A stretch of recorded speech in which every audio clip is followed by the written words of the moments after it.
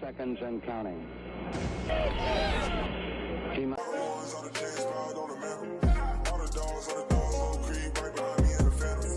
Yo, what's up, guys? Clutch City Entertainment here, and today we have breaking news for you Houston Texans fans. The Texans have claimed running back Eno Benjamin off of waivers. This comes as the Arizona running back was released following Sunday's game after the Cardinals played the Rams in LA. And the crazy thing is that Eno Benjamin actually started for the Cardinals this year. He had 3 starts while filling in for the injured James Conner. But after James Conner returned from his injury, he played 95% of the snaps in the Rams game.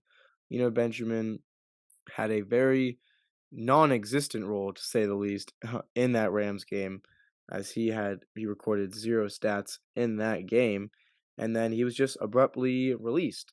We're not exactly sure why Benjamin released. It appears to be football related, though. Doesn't seem to be any personal issues there with the front office or anything that Benjamin did. Maybe the Cardinals felt the need. Maybe gave their running back like Keontae Ingram, the rookie from USC, the backup role, or whatever they feel was best for them. Benjamin is now a Houston Texan after Nick Caserio decided to pick him up. Let's just take a look at Benjamin's kind of profile here. He's a 5'9" running back, 207 pounds, so he can bring a lot of juice with that little stature of his. He is only 23 years old. He was drafted in the 7th round in last year's draft out of Arizona State. And this season, he's been pretty productive. And the time that he was given as the starter is really the games that we're going to want to look at here.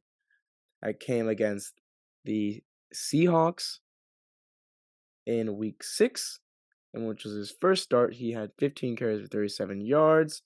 And his next start, he had 12 rushes for 92 yards. He had a breakout game for the Cardinals in their victory, and he had touchdown in that game as well. And he also had 4 receptions for 21 yards. And that's kind of something that you're going to notice here is that Benjamin has been a productive back out of the backfield. Not only did he have 299 rushing yards and 2 touchdowns this season, he also has 183 receiving yards this season. So that's something that the Texans can use instead of someone like Rex Burkhead, who we've seen in the past. And it's a little bit ridiculous that we continue to see Rex Burkhead on the field. Well, now you have pretty much no excuse to have Rex Burkhead on the field when you have this young, electric back in Eno Benjamin that can be a legitimate running back 2 behind Dameon Pierce. So I'm gonna ask Big E now, what is Eno Benjamin gonna bring to the table for the Texans? Yeah, I mean, let me just first get to this. So, according to Kyle Odegaard, who used to be like a reporter for the Cardinals, the decision to cut Benjamin was because he voiced his displeasure with the diminishing role in the offense. So, like, I'm happy they took that decision to cut him, but I don't feel like that's a really cuttable offense. I mean, the guy was starting for you, and then all of a sudden he was zeroed out of the offense when James Conner came back. He was a kick returner. He had 1 kick return in that game against the Rams, and that's all he did.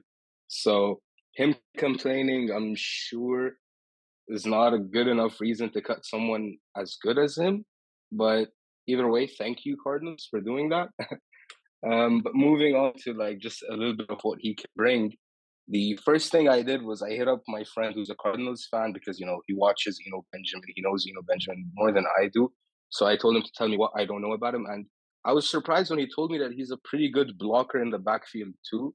So I feel like one of the excuses to play Rex was that he can block in the backfield better than Pierce, or he can block for Mills, or he can do that. So now with Eno here, I feel like this should be starting to be the end for Rex Burkhead taking touches away from Pierce, and I definitely rather have Benjamin take away touches from Pierce if that were to happen.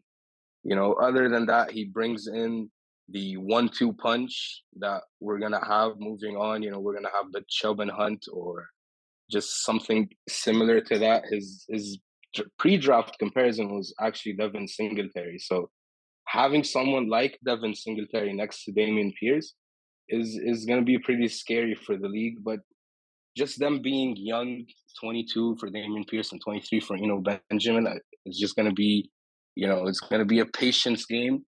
Maybe this season, Pierce continues his form, continues being a top 10, top 15 running back in the league, while Benjamin just takes some touches away. But moving forward, this is definitely good news for the Texans. No matter who you have at QB next season, whether it's Mills, Young, Stroud, whoever Nick is going to roll with next season, he's going to have another weapon to work with. So the more weapons on the offense, the better, because the offense has been looking stagnant. Whether it's the Rockets or the Texans, the offense has been looking stagnant. So adding more weapons is definitely needed. And yeah, I mean, he was projected to be a third round pick. He got picked in the seventh. So it's kind of reminding me of how Damian Pierce was projected to be a third round pick too, and then got picked early in the fourth. So it's two guys who have a chip on their shoulder every time they run, every time they get the ball. And it's just going to be amazing to see this new era in the Texans, just having a backfield that's angry all the time, looking to prove themselves on every run. So yeah, it should be some great football coming soon. Yeah, exactly. I think the first thing that Laramie Tunsil is gonna say if he's ever asked about, Benjamin, he's probably gonna say that he's a dog. This dude runs with some serious power. Like you said, a chip on his shoulder. I was just looking at one run versus the Niners that he had earlier this season, and he completely ran a dude over for a touchdown. He made a move, accelerated, and trucked him, bam, right into the end zone.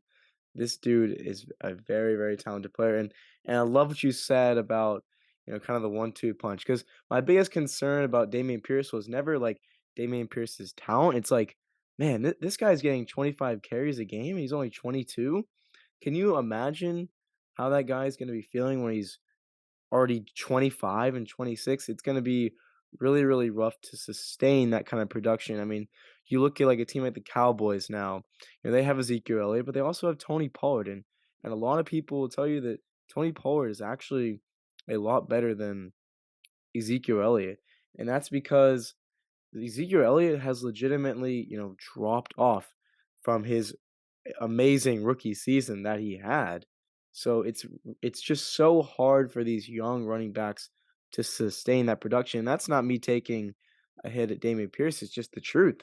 So it's great that the Texans have this, and if anything, they can just take the weight off Dameon Pierce so that you're able to have a guy like Dameon Pierce at the same exact production for 8 to 10 years instead of just 2 to 4 years. It's gonna be great, but the only thing for now is that you're probably gonna see Rex Burkhead play a lot versus the Commanders. I wouldn't expect, Benjamin to have much of a role there. You may not see, Benjamin be utilized very well this season because let's be real, Pep Hamilton hasn't really been too creative. This is not gonna be a 2 running back scheme. I haven't seen him really run split back all year. Haven't seen him do anything particularly special with the running backs out of the backfield other than giving them some, outlet routes. You know, it's not going to be a creative and fun scheme to watch these two in right now, but I think that, they are very, very young and the Texans are probably going to be getting a regime in terms of head coaching and offense coordinator in the next 1 to 2 years. If you can get a new guy to come in here and scheme up a creative offense and actually utilize these guys properly, you could see something special. Because, like we saw this season when Benjamin was given chances to even just be the starter, he showed up and he proved a lot of people that thought the Cardinals were not going to be in good shape without James Conner. Well, he stepped right in there for him. And now that he's been cut, I can only imagine what kind of chip on his shoulder that he has. He's going to be running angry and powerfully, and I hope that the Texans can be smart about this. And I know they may just have Benjamin on the squad for this year. They need to keep retaining him because this is a very talented running back that deserves a chance in this league, and they can really create a powerful 1-2 punch with Damian Pierce and Benjamin. Yeah, let me add on real quick. is that the Texans have the seventh highest cap space in the offseason next season. So I'm gonna like not talk too much, but I feel like the Texans can be good next year. Like next season, we can be a good team. This might be stretching it a little bit, but considering how well Benjamin has played when he got the opportunity, and considering how well Pierce has played in general, not even I don't think he needs the opportunity anymore. He's played good, he's proved it, and yeah, he's definitely the RB1. If anyone's scared that Benjamin is just gonna come in and steal so many touches, I don't think that's gonna happen. He's definitely the RB1 in Houston. But with the RB1, we have the problems of the injuries and having 20 attempts per game, 26 against Jacksonville, 27 against Philadelphia on Thursday. So that production at that young age is could be concerning. So I really like that they went out and made sure to get someone that's kind of similar to Damian Pierce, but can also do what Damian Pierce like isn't the best at, which is the receiving part. He Damian Pierce's season high in targets has been 6, but every time Benjamin has started, he had 5 and 7 and 3. So he gets the targets too. And yeah, with Pierce is just the same thing as you said. Having that many touches this early on can be concerning. So I'm sure a lot of us last week when we got the notification that Pierce didn't practice because of a shoulder injury, our hearts immediately dropped. I mean, that's one of the only bright spot on the offense right now. So just imagining him not being healthy enough to play would definitely be like just ruining my Sunday immediately. So it's good to see that Nick went out there and made sure to have like a safety net in case something were to happen to Pierce.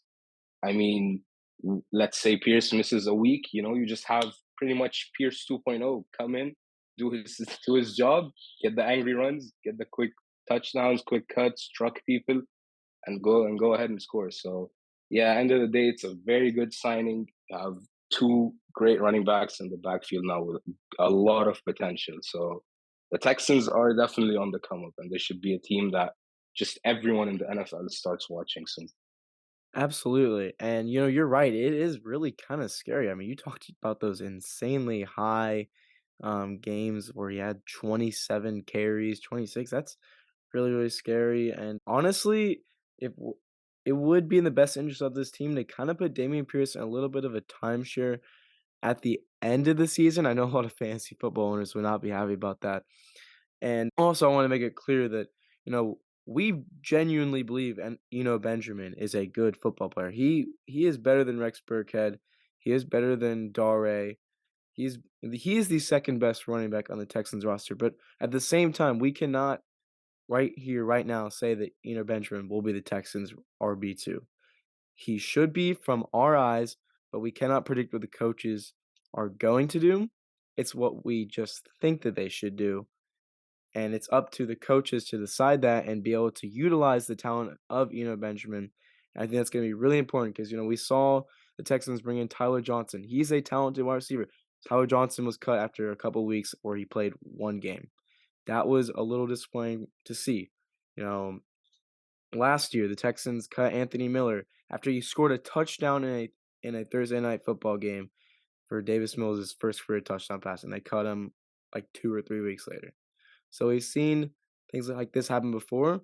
We don't know what to expect, but what we do know for now is that Benjamin is a good football player, and we're very excited for what he could potentially do on the Texans. And that's going to be it for today's video. Let me know your thoughts down below on the signing of Benjamin. I hope to see you next time. Peace.